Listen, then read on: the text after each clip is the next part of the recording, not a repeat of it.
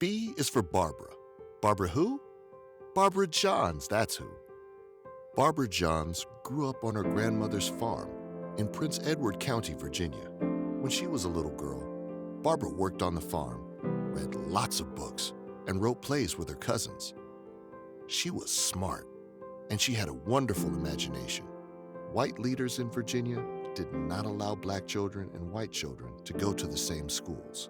This was called segregation, and it happened all over the country.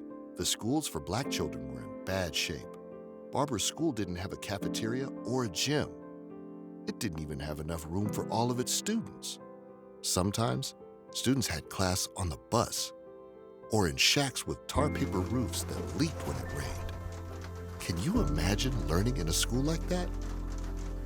Barbara believed that black children deserved the same safe, clean, modern schools as white children, and a fair chance to learn. She talked with her favorite teacher, music teacher Miss Davenport.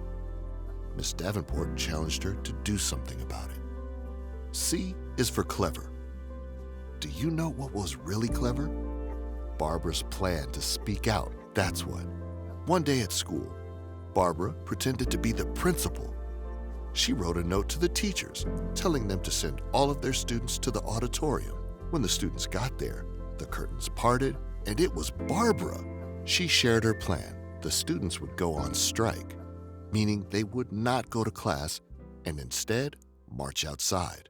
They would demand that white people in town listen to them and make their school better. The students agreed, and they took action.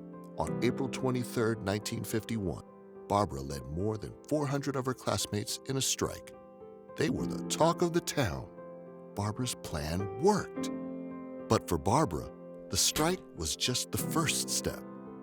Barbara wrote to two lawyers, Oliver Hill and Spotswood Robinson, to ask for their help. The lawyers couldn't say no to Barbara. They agreed. And they even said that black children and white children should go to the same schools, so everyone could have an equal chance to learn. Barbara's classmates in Virginia joined hands with students in Kansas, South Carolina, Delaware, and Washington, D.C. to present their case to the Supreme Court. The Supreme Court made a big decision.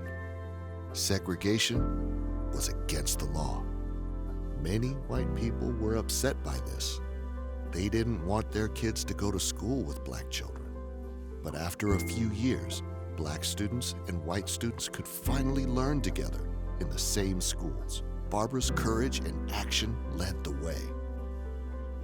Barbara finished high school and then went to college.